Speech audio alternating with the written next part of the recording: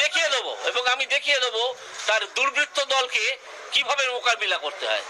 তার একটা পরিষ্কার দুর্বৃত্ত দল আছে ডায়মন্ড হারবারে, তাদের মোকাবিলা করেই তাকে লক্ষ লক্ষ। অভিষেক বন্দ্যোপাধ্যায়ের ডায়মন্ড হারবারেও যদি জাস্টিস অভিজিৎ গঙ্গোপাধ্যায়কে প্রার্থী করা হয় তাহলে তিনি দেখিয়ে দেবেন এবং অভিষেক বন্দ্যোপাধ্যায়কে লক্ষ লক্ষ ভোটে হারিয়ে দুর্বৃত্ত রাজের অবসান ঘটাবেন, এমনই হুঁশিয়ারি দিলেন অভিজিৎ গঙ্গোপাধ্যায়।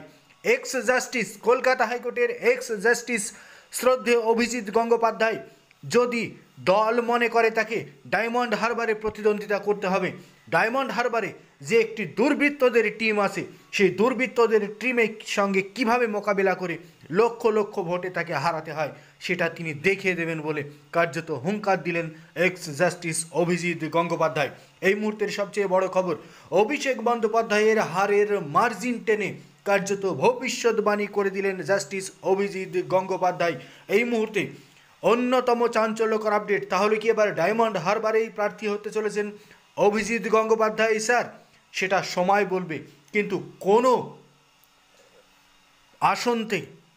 কোনো মতেই কোনো আসন থেকে তিনি পিছিয়ে আসবেন না, এমনকি অভিষেক বন্দ্যোপাধ্যায়ের বিরুদ্ধে লড়তেও তিনি পিছপা হবেন না জানিয়ে দিলেন।